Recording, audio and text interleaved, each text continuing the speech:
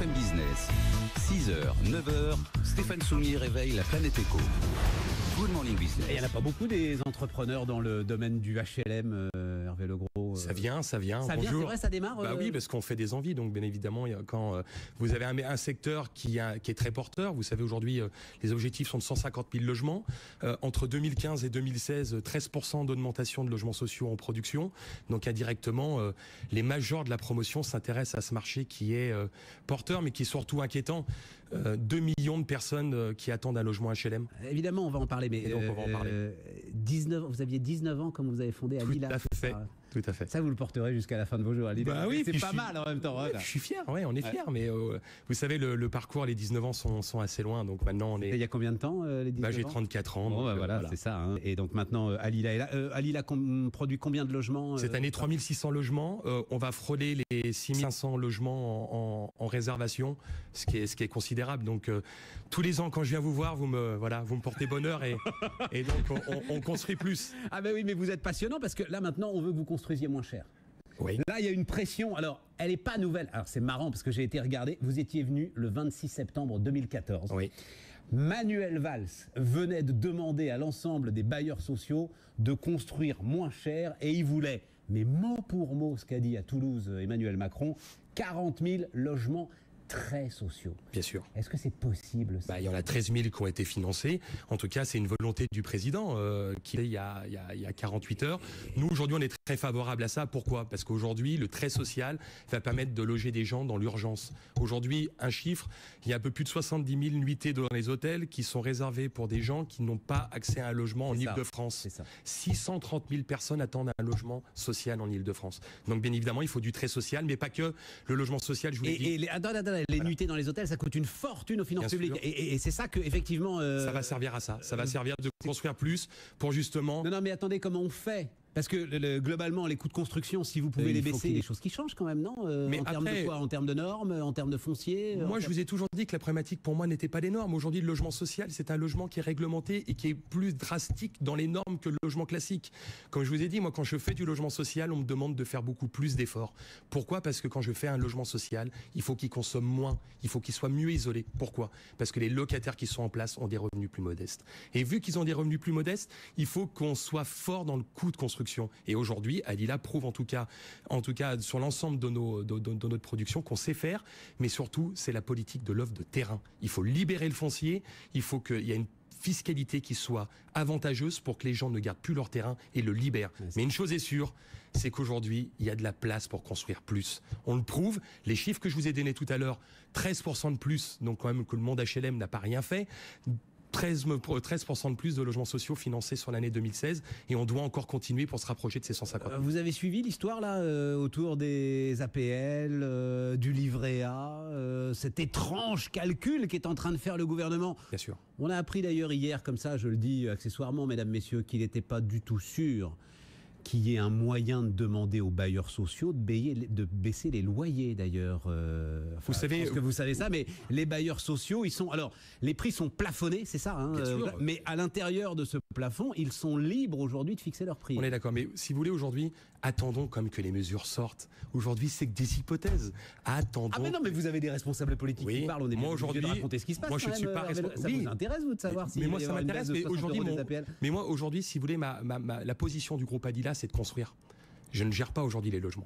Moi aujourd'hui, c'est de construire. Et moi, la tâche qui m'attend et qui attend le monde du logement social et les USH. D'ailleurs, il y a le congrès dans quelques jours. USH, l'Union sociale des HLM. C'est de construire plus pour répondre à ces 2 millions de personnes qui attendent un logement social. Et je crois qu'aujourd'hui, notre vraie vérité, en tout cas, notre vrai maître mot et surtout la légitimité du groupe Alila, parce que on parle aussi avec les responsables politiques. On a une vraie légitimité sur notre modèle. C'est de dire aussi que le privé a toute sa place dans la construction des logements sociaux. Voilà. Et aujourd'hui, je pense que avec le groupe qu'on a créé, qu'on a développé dans toute la France, on a 12 régions. On vient de créer là une nouvelle agence il y a 10 jours sur Marseille. On va encore s'étendre, on va encore construire plus, mais on va surtout construire dans les zones tendues, mais pas que, parce que j'entendais aussi que le gouvernement veut faire un choc d'offres. Absolument. Je suis favorable à 1000%, mais attention, il n'y a pas que les zones tendues. Vous savez, le maire d'une petite commune, il veut faire du logement social pour garder ses écoles, garder ses médecins, et puis surtout répondre à la demande. Vous savez, aujourd'hui, le logement social... Attendez, il veut faire du logement social, mais qu'il en fasse. Ben, on en fait. Qu'est-ce qui l'empêche de faire du logement social? Aujourd'hui, il ne faut pas non plus que les bailleurs sociaux se ressentent que sur les zones tendues. Ouais, c'est ça. Parce qu'aujourd'hui, je prends une métropole comme Lyon, vous savez que le siège historique est à Lyon. Lyon, il y a 2 jours, ils ont voté leur plan local d'urbanisme, le nouveau. Vous vous rendez compte, à 2030, 150 000 nouveaux habitants dans la métropole de Lyon. Donc il ne faut pas non plus oublier quand même toutes ces communes de la région. Et nous, on s'attelle aussi à construire de partout. Et c'est là aujourd'hui notre modèle est pertinent. C'est là aujourd'hui on arrive à être efficace et optimiste sur dire qu'il est possible de construire de partout, parce que on sait faire des résidences dans des petites communes, 13 logements dans une petite commune de l'Ain, comme on sait faire 150 logements sur Lyon pour faire du logement social et du logement intermédiaire. Vous dites que vous écoutez pas les responsables politiques. Si, à mon avis, vous les écoutez un peu quand même. Mais non, mais ce qu'on raconte, c'est que globalement aussi, Emmanuel Macron, il juge que, et d'ailleurs il l'a dit, il y a trop, le secteur aujourd'hui des bailleurs sociaux, du logement social est trop éclaté.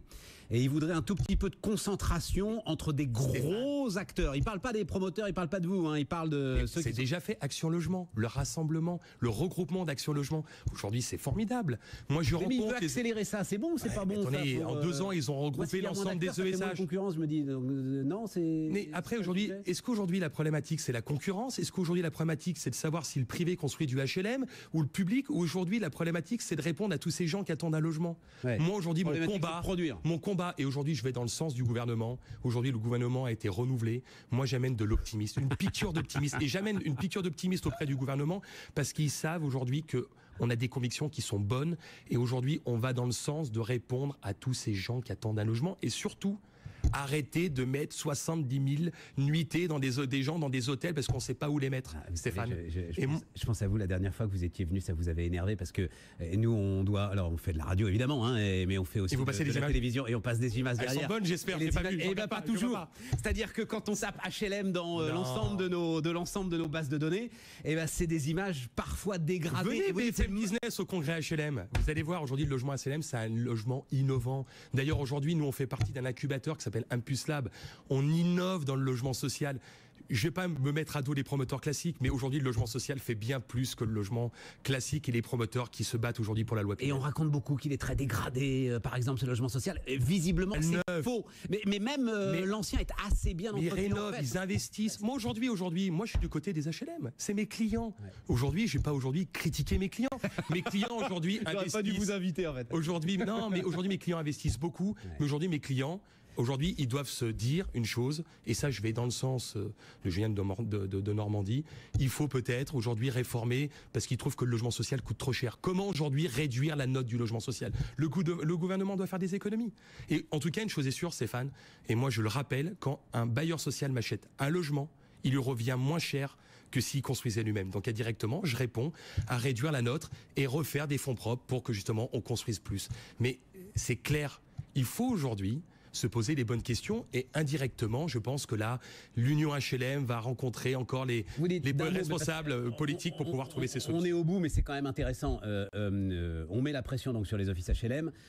Dans des grandes villes, les loyers HLM sont plafonnés. Bien sûr. À des niveaux qui sont aujourd'hui totalement décorrélés du marché. Si on levait en partie ces plafonds, on redonnerait un petit peu de souplesse financière aussi aux offices HLM. Oui, mais d'un côté, après, il faut quand même penser à l'utilisateur. C'est la coupe de mais bien sûr, mais c'est ça, le serpent. Aujourd'hui, si après vous avez des utilisateurs qui ne peuvent plus payer leur loyer, c'est pas bon non plus. Non, je crois surtout qu'il faut faire de l'immobilier pour des gens et pas pour des investisseurs. Et c'est ce que je me martèle à dire.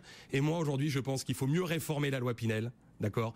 Et aujourd'hui, continuer à faire du logement. Mais laissez tranquille la loi Pinel, ils ont besoin de la loi Pinel, les promoteurs. Oui, mais différemment. Pas dans le ça coûte de l'argent aussi. Ça coûte de l'argent. Ah là là, l'immobilier, c'est des chapelles. Attendez, aujourd'hui, on est dans la chapelle HLM, et elle veut pas entendre parler du Pinel. Et non, c'est pas ça. Des promoteurs immobiliers. C'est pas ça. Mais oui, attendons les mesures.